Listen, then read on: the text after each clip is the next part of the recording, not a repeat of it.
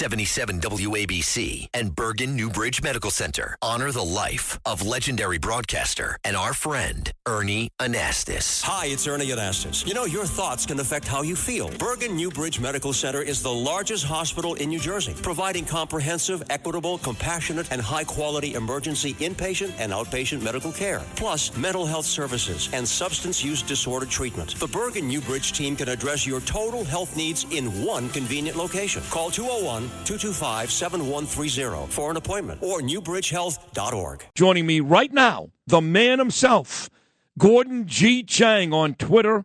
The great Gordon Chang, as President Trump gets set to go meet Xi Thursday and Friday in China.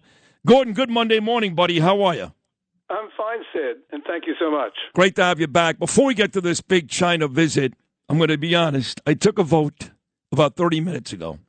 My guys are on the show, you know, Gord. Lou and Noam and Justin. I said, if I ask Gordon Chang in 30 minutes, which is now, the Hunter virus, did that originate in some wet lab in China, much like the coronavirus? What do you think he says? And do you know it was unanimous? 4 for 4 said that Gordon will say that, yes, this virus was created somewhere, also not very long before the midterms. Good timing. What do you think the truth is about this latest virus? I hate to disappoint you guys, but I don't know the answer to that question. Son of a gun. I mean, we don't have any evidence that it popped out of China. Now, if this were Ebola, I would say almost certainly it came from China, because we know that the Wuhan Institute of Virology, those friends who gave us COVID-19, are now weaponizing Ebola. And we know that they're working on other diseases as well. But hantavirus, you know, I wish I knew the answer. All right, at least you're honest. Let's get to what's going to happen on Thursday. This trip was supposed to happen last month, but of course the Iran war made sure that Trump didn't go. But he is going this Thursday. It's a big 2-day meeting with Xi. Trump posted on social media recently, President Xi will give me a big fat hug when I get there in a few weeks. We're working together smartly and very well. Doesn't that beat fighting? So Trump is telling everybody things are all good, but I'm hearing reports that China is still supplying Iran with weapons, maybe through the Caspian Sea, that China is very involved in keeping Iran afloat in this war against America. Does Trump not know that, or is he just being very nice? What's the truth, China and Iran? Yeah, I don't know what Trump actually knows, but he does have the U.S. intelligence community. So my answer would be he must know the Chinese are supplying the Iranians with weapons that the Iranians are using to kill Americans. So, for instance, those 6 Americans who were killed on March 1st, those were Iranian drones. Every Iranian drone has Chinese microchips or microchips that the Chinese sourced from others. So, yeah, I'm sure Trump knows. But it's, you know, I actually think that it's incumbent on him to tell the American people what he knows, because these are the lives of American service people at risk. Yeah, it's interesting. I know what he does. He's trying to make sure that he gets there. It's all nice and he can get stuff done. He's a brilliant tactician when it comes to that, especially with people you don't get along with, right? North Korea, China, Putin. He's the best at that. Maybe the best ever. But the truth is that China is helping the enemy. Now, China's in a tough spot here because the U.S. blockade at the Strait of Hormuz is preventing China from accessing Iran's oil, which they need. I believe, correct me if I'm wrong, the majority of their oil comes from that strait. So they're in a tough spot in that, A, they're actually helping Iran, but B, they need Iran to back off the strait because they need the oil. They're kind of playing both sides here, no? Oh, yeah. China gets, first of all, last year it took 87.2%, I think, of Iran's exports of crude. China gets somewhere between 45 to 50% of its seaborne imports of oil from the Strait of Hormuz. And also, we know that China is the world's largest importer of crude oil. So, yeah, they're hurting. We saw this in the April CPI numbers from Beijing, which were released a few hours ago. And so, Trump has an important card that he can play. Trump goes to Beijing, and you got to look at the context. He goes to Beijing carrying certain built-in disadvantages. So, for instance, the Chinese view every foreign leader who comes as no more than a tribal chieftain coming to pay homage. Xi Jinping is especially arrogant. To make that worse, Xi Jinping is now secure, and he's propagating a lot of anti-American narratives. And, of course, Trump didn't go for the March 31 summit because of the Iran war, but the Iran war is still ongoing. And so the Chinese view this as Trump coming to ask for their help. That's not a good look. But, Trump is Trump. He can change and defy conventional wisdom. He can do something that puts the Chinese on the back foot. And he absolutely needs to do that, Sid, because he needs to show Xi Jinping that he's not afraid of America, that he's not afraid of China. And right now, the Chinese think that Trump is afraid of them. So that is not good. I'm not saying the Chinese are right. I'm saying that's the way they're looking at it. Yeah, I know. This is why Trump is mad at you, Gordon, because he's even though you're probably accurate. I know I'm right. Even though you may be accurate. So then tell me, to put the Chinese on their back foot, as you just said, is that tariffs? Is that trade? He's not going to threaten them with any military involvement. So practically, what does President Trump do to say to Xi, hey, tough guy, calm down. I'm about to put you in your place? Two things. First of all, remember, Trump warned that any country that would supply Iran with weapons during the course of the war would be hit with an American additional 50% tariff on their goods. Trump needs to do that. I mean, the evidence is there for everyone to see. So I think Trump needs to make good on his threat. Otherwise, the Chinese will think he's just hollow man. The other thing he needs to do is, we know that Chinese banks have been laundering money for the Chinese gangs. They've been complicit in this. Secretary Bessent, Treasury Secretary, has been warning about employing Section 311 of the USA Patriot Act, which would disconnect the Chinese banks from their dollar accounts. Look, we need to do this, regardless of Trump's visit or no visit, because China right now has a free pass to violate American laws. If we're not going to enforce our laws, we need to repeal them. But the worst thing is today, and that is, we say we got these laws, but we basically say to China, come here and violate our laws because we're happy for you to money launder. We didn't let Pablo Escobar launder money through New York, but we will let you. That's really wrong. Is that really happening? 100%? 100%. The Chinese money laundering gangs have taken over the money laundering business around the world, not just for the Mexican cartels. We know that these Chinese money laundering gangs use Chinese banking apps. They use the Chinese banking system to do this. China's banking system is tightly controlled. Remember, China is basically a totalitarian state. The Chinese know exactly what these Chinese gangs are doing. So, yeah, these Chinese banks are complicit in money laundering for Mexican drug lords and for other bad actors around the world.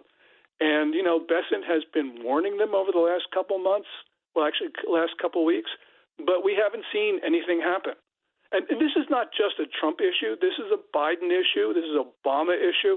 We've known the Chinese have been doing this stuff, and we have not had the courage to enforce our own laws. So this is on us, Sid. Gordon Chang, Gordon G. Chang on Twitter. I know ideally Xi would love to have his Chinese car makers here in the U.S. market, and we want those rare earth minerals, right? I mean, those things are used, everything from your smartphones to defense systems to AI. Those are two major topics on the table on Thursday and Friday, Chinese car makers and rare earth minerals. Where do you see that going? Well, I don't know what Trump will do, but Trump absolutely should not allow Chinese EVs into our country. They are rolling spy machines. They transmit data back to China. In other words, you drive a Chinese EV onto a U.S. military base, they see everything. Also, the Chinese can remotely control these cars. So if they want to, they can drive your car off a cliff with you in it. So this is just wrong. The Biden administration, to its great credit, in January 2025, issued regulations that effectively prevent Chinese EVs on America's roads. We need to put that into legislation, as some Republican congressmen are trying to do, because this needs to be more than just an executive order. It needs to be permanent legislation. And the last thing we should do is allow Chinese to make cars in our country. And that's a long conversation. There are a lot of reasons, but we do not want China to take over Detroit. And that's what would happen because of Chinese subsidies. I don't want that. I don't want them buying land in New York, I don't want any of that. Now, what about these rare earth minerals? Currently, China controls the majority of the manufacturing supply chain of these minerals. It's bad enough you can't get an antibiotic in the United States without the Chinese. What about these rare earth minerals? Yeah, China has a near monopoly on the processing of rare earths, processing 92% of global rare earths. It also mines a lot of them. But, here, give great credit to the Trump administration for taking very important steps to reduce our vulnerability to Chinese rare earths. So this is really good news. And also, a lot of Americans are coming up with ingenious ways to reduce or eliminate our need for Chinese rare earths. So, 2 years down the road, we won't have this vulnerability. We'll still have vulnerability on pharmaceuticals. We need to do a lot more. Senator Rick Scott, Florida, is working on this problem, but we need to have President Trump has been helping on this, so that's good too. But we need much more focus on it. I'm surprised too that one of the topics of conversation, it looks like, on this big Trump trip, and he's taking the guy from Boeing with him. I know that, so there's a lot of business they'll be dealing with. But I'm surprised that Taiwan will still be a topic of discussion. I guess the Chinese know that we supply them with weapons, and we know that they'd love to absorb Taiwan if given the opportunity. So I guess Taiwan is still a discussion. In any conversation with Chinese officials, Taiwan is something that they will bring up. And yes, they do want to annex Taiwan, but no, the people in Taiwan don't want to be annexed. And it's our interest to make sure that China keeps its mitts off of Taiwan. Because Taiwan is really important for the United States. Not only microchips, but it's other things as well. After Biden's catastrophic withdrawal from Afghanistan, Taiwan became the test of American credibility and resolve around the world. So this is not just a Taiwan or not just an Asia issue. This is an issue that transcends just East Asia. I was having a discussion with somebody last week, and they claim they vote for both parties, but I don't trust them. No, I don't like Trump. And they were saying that there's no superpower. The United States is not a superpower. Now, I said to you on this show a couple of weeks ago, and you agreed, that the United States is still the superpower. Why? Because we still have a great economy. Around the world, our economy is far and away the best. You can't put Russia and China in the same category, not even close. So I maintain and say by what I said a couple of weeks ago that the only world superpower right now is us and not the Chinese or the Russians. Your thoughts? You're 100% right, Sid. We are energy independent. We are food independent. The Chinese are not. That's a big one. So tell me about Russia quickly, last one, and Ukraine. Putin said this war could be over very, very soon. Is that what you're hearing, Gordon? Well, the Ukrainians are having their way with the Russians. So, yeah, I think Putin is signaling that he's just had enough of this. And that's good because Ukraine is pounding the you-know-what out of the Russians. They are. Final 15 seconds. So, again, just to wrap this up in a nice little bow, Gordon Chang, what do you want to see from Trump when he goes to Beijing on Thursday? I want Trump to tell the world that there's a war in Iran because China has transplanted its nuclear weapons program to Iran. Trump needs to say all this stuff in public to show that he's not afraid of the Chinese. He does that, it's a big win for the United States. Gordon, you're amazing. You know that already. Thank you so much for hopping on today. I always love having you on this show, Gordon. Thank you so much. Thank you, Sid. I really appreciate it. God bless you. Gordon Chang right there. Follow him on Twitter, Gordon G. Chang. And another great segment with Gordon. We'll take a break. Still to come, as I mentioned, one of the great pitchers, Atlanta Brave, New York Met, Tom Glavine. His former skipper for the Atlanta Braves, Bobby Cox, died this weekend. We'll talk to the president of the DEA, Scott Monroe. Katz will be here, too. The Monday edition of Sid and Friends in the Morning rolls on. Thanks for listening to Sid and Friends in the Morning. You can hear Sid and Friends in the Morning weekday mornings at 6. If you like the podcast, share it with your friends and listen anytime at WABCRadio.com and download the WABC Radio app. Hit that subscribe button on all major podcast platforms. Plus, follow WABC on social on Instagram, TikTok, Facebook, and X. See you next time for a new episode so you never have to wonder. What the heck is going on here?